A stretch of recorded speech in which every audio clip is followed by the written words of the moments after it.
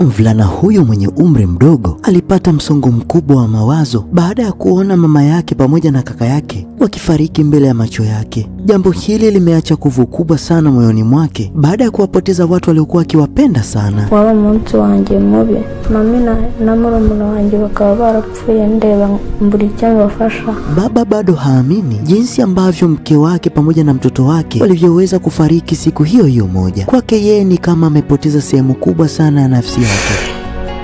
Angona kubenshi nabuze abantu b'ingenzi kuri jewe. Nabuze ubuzima kuri jewe.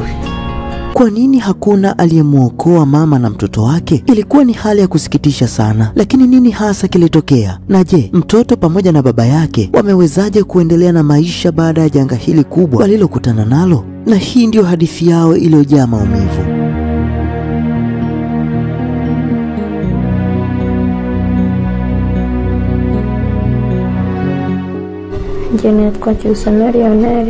Lionel pia alikuwepo siku hiyo ya tukio, lakini bado alikuwa ni mdogo mno kuweza kufanya chochote. Alitazama tu namna alivyokuwa wanakufa, jambo ambalo hata alisahau kamwe kwa sababu ni tukio lililopelekea akose mama pamoja na kaka yake. Mama yangu na ndugu yangu walikufa nikiwa nawaona. Sikuweza kusaidia chochote. Nilikuwa tu nje wakati gesi ilipokuwa ikilipuka, na ghafla nilikimbia kwa hofu, na watu walikuja kutuokoa, lakini walikuta mlango tayari umejifunga. Na kilichotokea ni kwamba ndugu yangu alikuwa amelala ndani ya nyumba na mama alikuwa akiwasha jiko la gesi, na kwa bahati mbaya gesi lilipuka, na hapo ndipo mauti wao ulipowakuta.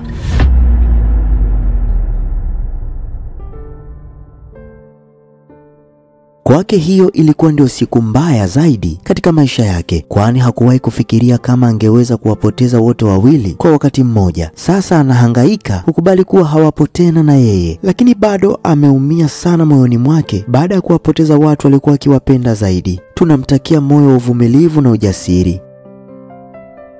Nitwa Nyagikari Emmanuel. Mke wake alikuwa mwalimu wa shule ya sekondari. Japokuwa ilikuwa ni Jumapili, lakini mama huyo alitakiwa kwenda kuwafundisha wanafunzi. Siku ilianza vizuri ambapo yeye na watoto walikwenda kanisani, na mama alienda kufundisha baadhi ya wanafunzi. Baada ya kutoka kanisani, nilirudi nyumbani na nikakuta mama bado hajarudi, na watoto walikuwa wameshakwisha kuoga na walikuwa na njaa. Nikamlisha mtoto wangu kwa mara ya mwisho kabisa, kisha nikaelekea kazini, na mke wangu akanifuata kazini na alikuwa akiniuliza namna ya kuweza kuunganisha simu kwenye kompyuta. Nikamuonyesha na akaondoka, na huenda hiyo ndio mara ya mwisho kumuona akiwa hai.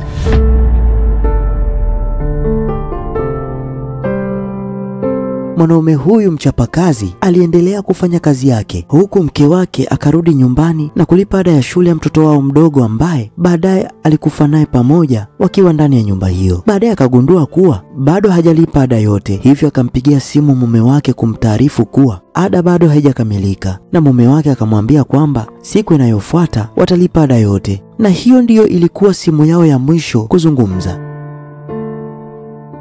Kugaza yashize kwa gatandatu. Gesi ya kupikia ilikuwa imeisha siku moja au mbili kabla, na alipofika nyumbani pia alinikumbusha kuwa hawana gesi ya kupikia. Nilikuwa na pesa lakini nilihisi kutokutaka kuinunua, sijui ni kwa nini. Lakini baada ya kukumbuka kuwa watoto wanatakiwa waende shule kesho yake, kutumia mkaa kungechukua muda mrefu pamoja na maandalizi ya kifungua kinywa asubuhi, ndipo nikamwambia mahali pesa ilipo.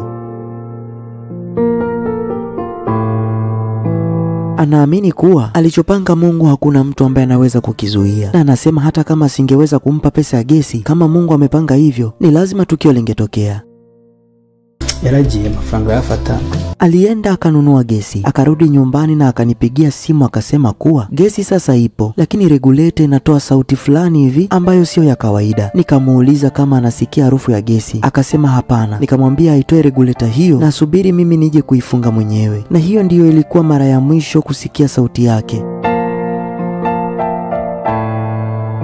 Baada ya hapo akaharakisha pamoja akiwa na mfanyakazi mwenzake kurudi nyumbani, lakini akiwa njiani kurudi nyumbani simu ikaita na mtoto wake akasema, "Baba uko wapi? Nyumba inawaka moto, mtoto pamoja na mama wako ndani." Akasema bado yuko mbali na nyumbani. Alijitahidi kukimbia mbio kurudi nyumbani kuhakikisha kwamba anatoa msaada kwa familia yake. Kisha akampigia simu rafiki yake mmoja kwenda kuangalia kilichotokea, lakini tayari ilikuwa ameshachelewa.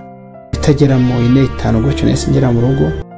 Sikuchukua muda mrefu sana, kwani baada kama dakika 5 hivi nilikuwa tayari nimeshafika nyumbani. Nilihisi hofu mara moja tu, kwani nilikuta watu karibu 1000 wamekusanyika nyumbani kwangu. Nilijaribu kukimbilia kwenye nyumba iliyokuwa inawaka moto, lakini watu walinishika mkono kwa nguvu nisije nikaenda, maana ningepata madhara. Nilikuwa nikilazimisha kuingia kwenye nyumba iliyokuwa inawaka moto vibaya mno, lakini walinifungia kwenye gari, na kikosi cha zimamoto kilichukua muda mrefu, lakini walifika na kuuzima moto.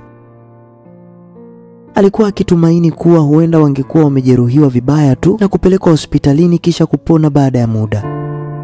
Abavanye mu nzu yuko bavana mu nzu byarangiye, aho nari nicaye mu modoka, umushuti wanjye umuturanye ni waje kumbwira n'umuganga ni wari wakoze inshingano zo kubavana mu nzu.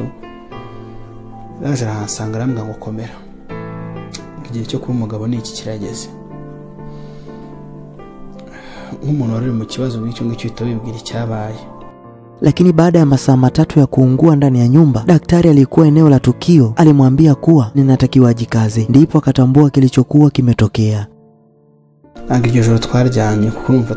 Hatujalala usiku huo. Tuliwapeleka mochwari usiku wa manane. Ilikuwa ni kipindi kigumu sana kwangu, na kilichozidisha ugumu zaidi ni kwamba nilikuwa na pesa ndani ya nyumba ambazo pia ziliungua. Hivyo maandalizi ya msiba yakawa changamoto nyingine. Lakini kama mwanaume ilibidi atafute majibu, ingawa angeweza kufanya vitu vyote hivyo peke yake. Kwa msaada wa marafiki na jamaa wa karibu, walimsaidia na akaandaa mazishi siku ya Jumanne iliyofuata, na wote wawili wakazikwa.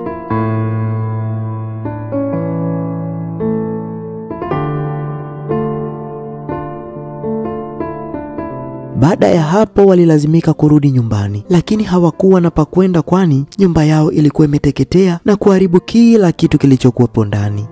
Ndajaye sindarara kwirimbi. Nilikuwa najiuliza, sasa nitaenda wapi? Nitalala makaburini? Lakini baadaye nilipata nyumba na mtoto wangu akarudi shule. Nilivunjika moyo sana na hata kufikiria kuwa maisha yana tena maana kwangu. Lakini bado nilikumbuka kuwa nina wajibu wa kumlea mtoto wangu. Hivyo nikarudi nyumbani na kuwa mvumilivu. Ese urugo rufunguye n'icyo murukundo naraje mitaninjira ngeze hano kuri n'urugi ndasunika ni rugo ndasunika rimwe ndasunika kabiri ndasunika gatatu bakibuka gazi yari teretse hari indangira imotse abugara mugisha tangira kuza mu bitego cyane kandi nikitana kitatso zanzari ya Emmanuel ni jirani yao na ni shahidi wa tukio hilo, na alikuwepo wakati kila kitu kilipokuwa kinatokea. Anatueleza zaidi. Amazina yanjye nitwa Ntanyineza Emmanuel. Mbijanye n'iyi mpanuka iturika. Kuhusu tukio la mlipuko wa gesi, mimi nilikuwepo. Ilikuwa ni Jumapili jioni tarehe 22 mwezi wa kwanza, na mimi siku hiyo nilikuwa nimetoka kuoa kanisani, na tulitoka kanisani majira ya saa 2 usiku. Ndipo tukasikia wakipiga kelele za kuomba msaada. Alivunja mlango akitarajia kuwaokoa, lakini mlipuko ulikuwa mkubwa sana kiasi kwamba naye pia aliungua katika harakati hizo. Televiziyo irashya, intebe zirashya, abantu barashya, ibintu byose. Watu wengine walikuwa wamekusanyika wakidhani ni mwizi, lakini yeye akatoka na kuwaambia kuwa ni moto. Nao pia walijitahidi kadri wawezavyo kujaribu kuwaokoa waliokuwepo ndani. Kile kilichochangia zaidi ni kwamba baada ya mlipuko, godoro ndilo lililoshika moto vibaya mno na kupelekea vitu vingine kuungua zaidi, na hiyo ikawa ni ngumu sana kwa mtu kuweza kuingia ndani ya nyumba. Hakukuwa na njia nyingine ya kuingia isipokuwa kuchimba na kubomoa sehemu ya nyumba. Walichimba kuanzia sebuleni hadi kufikia chumba walichokuwa mama na mtoto. Kwa bahati mbaya walikuwa tayari wameshakufa. Tulitumaini kuwa tungeweza kuwaokoa, lakini hatukuweza. Angano hari kazi yabaitanye. Yari kukameza hano. Ukabani muri cyumba rero cy'abana. Ngo gaza baga hano. Ari gitanda cy'abana hano. Madamu ndetse n'umwana. Ni vigumu sana kwa mwanaume huyu kuweza kuvumilia yote hayo, maana ni miezi michache tu iliyopita ndio amekutana na tukio hili. Tukio hili liliweza kumwachia kovu kubwa sana kwenye moyo wake, maana alipoteza watu waliokuwa akiwapenda na pia ni familia yake. Abana babiri kumwe, Imana aramwisubije. Nilikuwa na watoto 2, lakini sasa nimesalia na mmoja tu, na mke wangu naye pia hayupo tena. Hatukuwa familia tajiri, lakini pia hatukuwa maskini kiasi hicho. Kiukweli tulikuwa tuna furaha, mimi, mke wangu pamoja na watoto wangu wote 2. Mbaya zaidi ni kwamba janga liliweza kutukumba.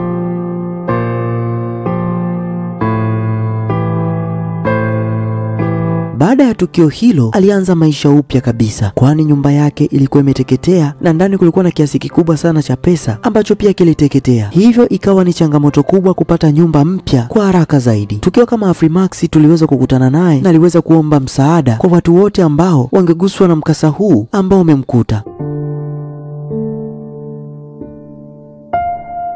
Na aliweza kuomba msaada ili kuweza kumlea mtoto wake ambaye amebaki naye. Tukiwa kama Afrimax tuliamua kuunda kampeni ambayo ni kwa ajili ya kumsaidia mwanaume huyu, na hata sisi pia tunasikitika sana kusikia kuhusu msiba wa mke wake pamoja na mtoto wake. Hatuwezi kufahamu maumivu yanayopitia kwa sasa, lakini tunajua safari ya uponyaji itakuwa ni ndefu na ngumu mno. Mpenzi mtazamaji wa Afrimax Swahili, kutokana na kisa hiki na mkasa huu, nadhani wote tunaweza kujifunza kwenye matumizi ya gesi majumbani mwetu. Tuzingatie maelekezo yote juu ya matumizi ya gesi. Unaweza ukatokea komenti yako kama umeguswa na mkasa huu. Asante kwa kutazama. Mimi ni Francis na hii ni Afrimax Swahili. Usisahau kusubscribe ili uwe wa kwanza kupata video zetu.